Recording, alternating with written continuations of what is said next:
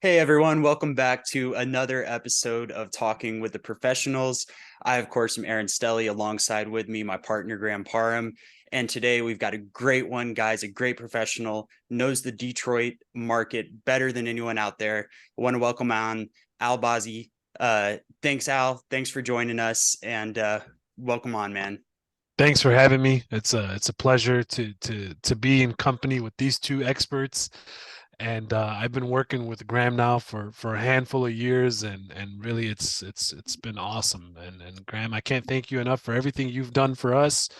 And uh, cheers to 10 more years. Oh, it's been our pleasure. It truly is. You and Mike are great. His partner, if you see these two standing next to each other, Al, you're pegging in about what, 5'9", 5'10", somewhere in that ballpark. And his partner's like 6'5", 6'6". He's a big fella. You don't want to mess with either one of these Yeah, two. we've been working with Al for years, guys, and his communication is second to none. Their turnkey job out there. They're great at feeling out which properties and which areas to buy and go after. Their follow through after close is phenomenal. So what we're going to do today is kind of learn all about Al and kind of his background and what he has been offering to so many of our clients out there in that market. And then after that, we're going to showcase a few properties as well, which we're pumped to see, and just kind of go from there and talk some shop. So, Al, tell us a little bit about your background. We lightly touched on it, but how did you get into real estate? Good question. So I come from a background of actually law enforcement, and a long time ago, over 10 years ago, I was actually in law enforcement, and my whole family was in real estate, from mortgage to real estate to investing, all that good stuff. And I'd come home. I used to live in Texas myself, and I'd come home for Christmas, and we'd be at Christmas dinner, and I'd be the only one not talking about real estate. So I kind of felt a little left out, but I definitely had some sort of background just listening to the lingo, from my siblings to family members and all that good stuff.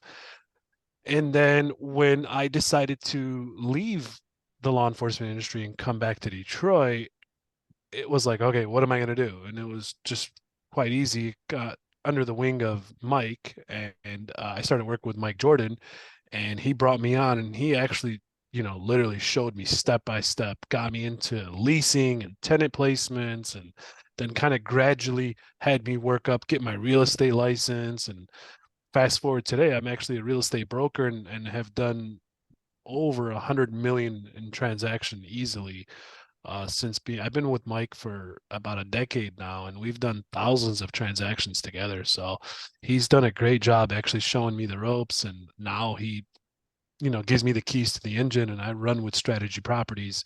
So Would you do anything else? absolutely not. I, Yeah. I what's that saying they say? If you love what you do, you never work a day in your life. I'm a perfect exercise of that. So There's absolutely. another term I had. Some people work to live, other people's live to Live to work. work. Absolutely. Yeah. Well, Some people struggle getting out of bed in the morning because they don't like what they do, and I'm giddied up, ready to go. And I love meeting people and having. We'll talk about this later, but having people fly in and show them around and show them Detroit, and I always love to see their expression from the time they land to the time they leave. And that is awesome. yeah, Well, we're going to get into the Detroit. Well, let's just get into Detroit right now. Tell us. Everybody has a bad stigma about Detroit until they actually get there, and it's true. I was the same way. I went up there about 3 years ago, and I was expecting the demilitarized zone, and he took me downtown. I went, "You're kidding!" I mean, the revitalization on steroids. There's a lot of Indy's another city that's done real well with the revitalization. A lot of cities has, but Detroit went from this point to this point is incredible. And the downtown area is just, it's, you would think you didn't want to ever hang out downtown. Now you do want to hang out downtown. you hit it right on the head. That was exactly the saying that I used to use myself. Is I didn't used to go to downtown much unless I was going to a game or something like that. Now I actually take my wife and kids down there, and we walk down the riverfront. We have lunch and all that good stuff, and there's a bunch of stuff to do there. Not only just go to a game, but it seems like almost every time I go down there, there's like either some sort of new activity for the week or new event for the week that people are coming down there. Um, just we got the NFL draft coming in next year. We got Wow. Formula Racing coming in July. We got a bunch of cool new events that are coming on the riverfront. These are just stuff to do just as a come hang out with all these new restaurants. I know people that are probably listening to this back on the West Coast, they have all their rooftop bars and rooftop restaurants. Well, guess what? This is kind of new to us. So we are living it up and enjoying, these great sceneries that are, coming about here in the Metro Detroit area. So pretty fun to actually go down there with the wife and kids and just enjoy a wonderful day down there. That Some is things that awesome. Something that you people don't realize though is Detroit is 140 square miles large. You can fit Boston, Manhattan, and San Francisco into Detroit at the same time. Mm, About a decade ago, the average rental rate in the downtown area was roughly about $900 to $1,000, give or take. In today's market, the average rental rate is $3,000 in mm, downtown Detroit. Wow. And there's a reason for all that, guys. I mean, think of all the new tech industries that have come in. We're not only now the backbone of Detroit, everybody knows it as the Motor City and, all the industry of automobile, but that's not what Detroit is now anymore. With how hard we got hit with COVID, all the new medical facilities that have opened up here in the medical field, combining with all the new tech industrial jobs, with automotive now kind of shifting to um, what do they call those? Electric vehicles. mhm. There's been such a shift now in that industry with Detroit taking advantage of all these tech industrial jobs now rank in the top 15 in the country. So I Mm. love to see that. Well, then show us what downtown looks like, if you don't mind. Absolutely. I'm going to actually share my screen, guys. Here's a quick little slide that I use when I'm giving a presentation. Here's the revitalization of Detroit and what's going on here. As you can see on your screen, there are two gentlemen here. First man on top is Dan Gilbert. Dan Gilbert owns Quicken Loans, the Rocket Mortgage. He owns the Cleveland Cavaliers basketball team. And he does an amazing job. He's actually from here in Detroit, and he actually started the party with the revitalization in Detroit. And what he did here back like 2009-ish, he moved the headquarters of Quicken Loans down to Detroit, brought with him like almost 10,000 employees. And obviously that started the whole housing funk of, getting these people situated when they moved here. And then slowly after that, we had Mike Ilitch also. He probably put over maybe $2 billion of his own money. He's also from here in the Metro Detroit area, and he owns the Detroit Red Wings and the Detroit Tigers sports teams here in the Metro Detroit area. And he's now, yeah, he's over 2 billion himself of his own money as well. So these guys bought dilapidated buildings. These guys bought a bunch of real estate in the downtown area, and they've, like I said, look at these pictures here. This here is the building that Dan Gilbert owns. And this is in Campus Martius, which is like almost centrally right in the middle of downtown Detroit. And it's a lovely setting that they use in the summertime. They actually put like a big old sandbox in the middle, and you can go there, take your shoes off, get your feet in the sand, the hot sand, order some drinks, have some lunch. They got a live band that goes on there. It's an awesome hangout. And in the wintertime, you could go down there with the family, and they transform that ice box, I'm sorry, that sandbox into an ice rink. You can go Wow. ice skating down there, and they also have a live band going on there, some hot chocolate, some drinks, and some dinner.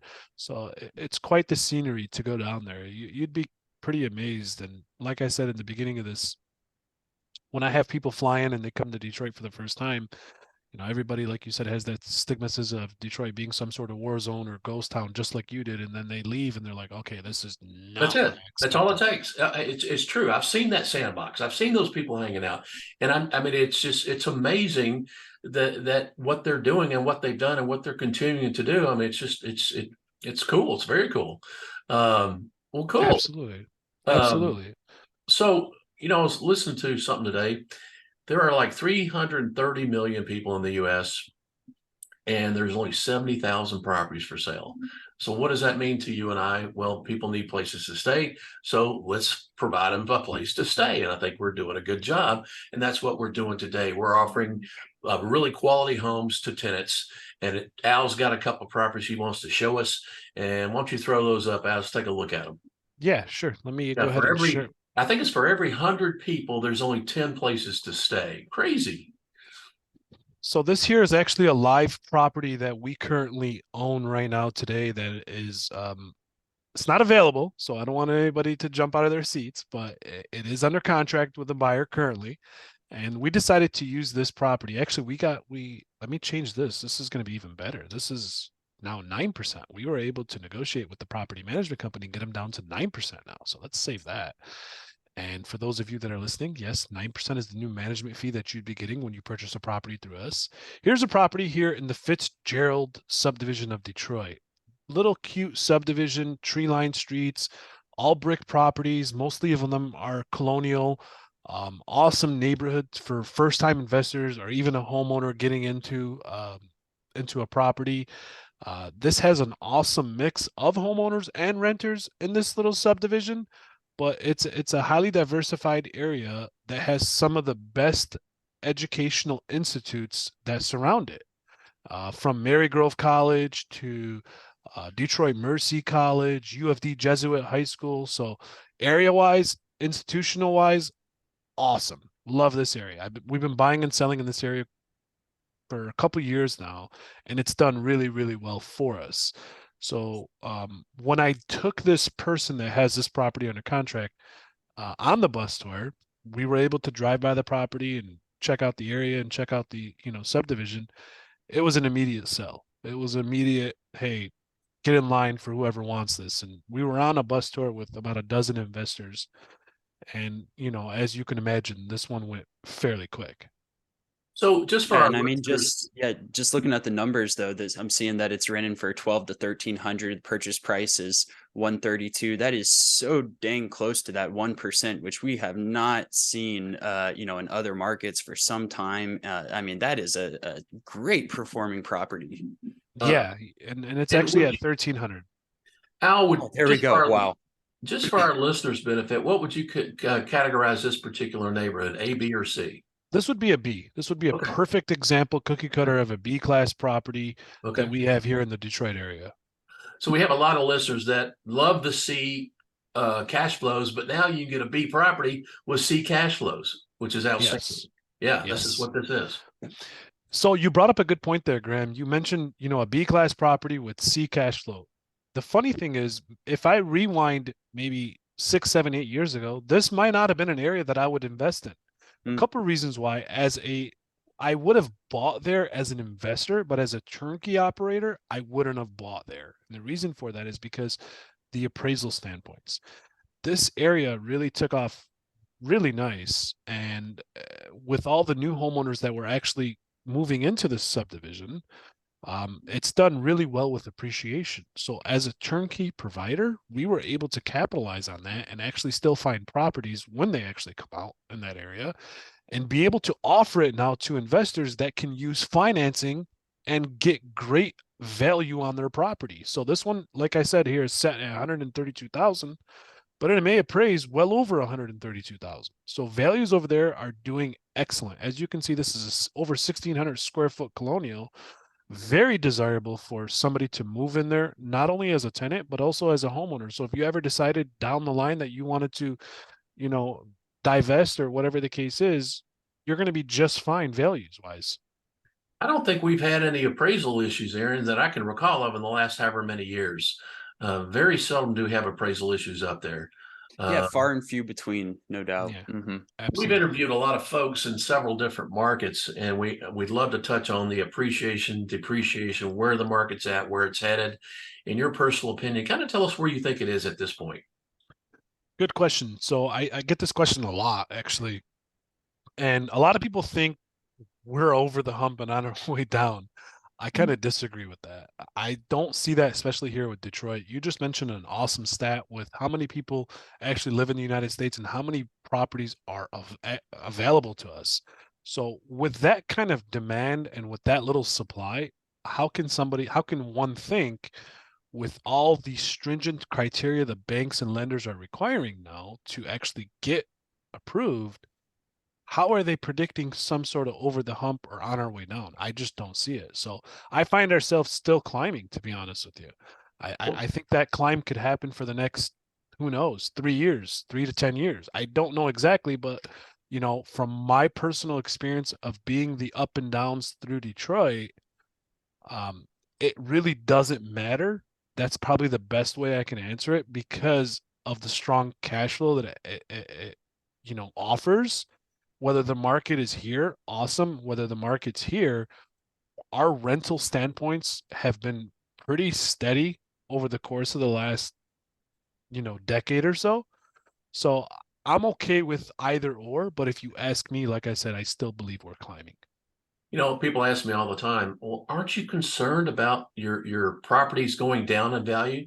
No. I mean, if they went 50%, yeah, that would disturb me. But for the fact of the matter is, I mean, we're not seeing those depreciations like we saw back in '08. We're just not. We're in an inflationary time, about ready to go into a recession. Yeah. Real estate always does very well in a recession. Just keep that in mind. So, but that's an awesome property, Al. I really, man, that's a keeper, and we are financing that one. So yeah, you got another one to show us? Yeah, I decided to pull this one here, which is actually in a neighboring subdivision. This is in the Schultz neighborhood over on Steel Avenue, and I've took a few investors to this one, and this seemed to be like a favorite for a few people. This also is a great example that I want to show. This number here, um, I was pretty conservative. They actually ended up getting 1,400 on this property. Wow. Wow. So yeah, I mean, I like to use numbers that are a little conservative. As you can see here, I put 12 to 1,300. They really ended up getting 1,400. Awesome property. The house just down the street is up for sale right now, and I think it was over $170,000 list price. So this is another area that's done awesome. One of my favorite areas to buy. This is in the Schultz subdivision of Detroit. This property was also, turnkey, and some of our turnkey standards, for those of you that are not familiar with our standards, from aesthetically pleasing new kitchens and granite countertops, backsplash, new bathrooms, and then bigger ticket items, obviously, from roofing to windows to HVAC, all of that's all, handled within your renovation. We provide a scope of work for every single one of our properties. So you'll have a good understanding of what is being done. We also do city certifications. I don't know how much you guys talk about this with your people or with some of the other providers, but all of our properties come with a certificate of occupancy. And here in the Metro Detroit area, you have to have a city certification before your tenant moves in, which includes an inspector coming out to the property and making sure it's up to code from electrical, plumbing, HVAC, roofing, windows, safety, zoning, all, the whole 9 yards. And we get that all handled on the front end. So that way, when you purchase the property, you'll turn around and do the same thing, but it'll be all covered for you on our end in regards to making sure it was done the first time. So that's all handled for you. So you'll have our own inspection, you'll have a city inspection, you'll have an appraisal, and you'll also have your own third-party inspection. So you'll have multiple sets of eyes on our properties prior to you even taking ownership. I mean, complete transparency is what investors want to have. They truly do. I've seen the rehabs in these properties, and they're off the hook. I mean, they do an excellent job. I mean, yeah, it's pretty Manila flavored, if you will. I mean, nothing too fancy, but something that's very nice and aesthetically pleasing, especially this one on the outside. That's a nice looking property. What's the square footage on that? This one is 1248. Okay, yeah. Wow. That's Yeah, a this nice is this property. is a really, really nice property. This was one of my favorite properties. This one is no longer available.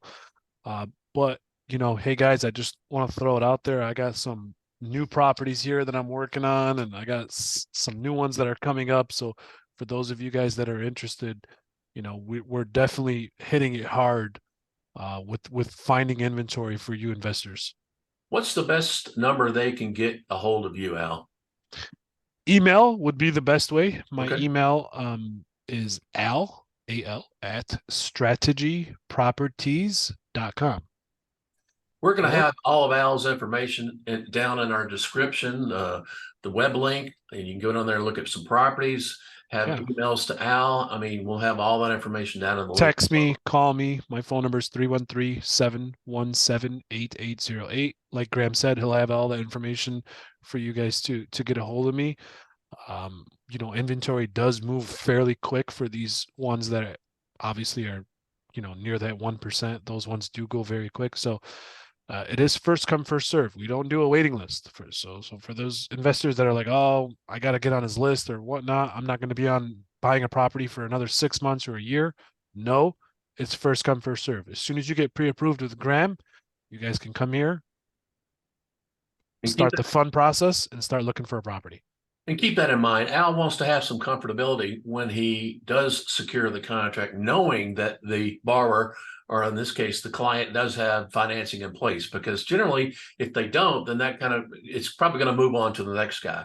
And I've bought many properties over the last several years. And if you think twice, there's 20 people behind you ready to go. Exactly. So keep that in mind. Well, this has been great, Al. We really appreciate you showing up and showing us some of your properties today. And we're once again going to have all Al's information down in the description. Once again, please, if you like this video, make sure you share it. If not, at least like it or subscribe. But we really appreciate that. Al, thank you so much for your time, and we appreciate everything you've done. Thank you guys once again. I appreciate you having me on here. All right, take care.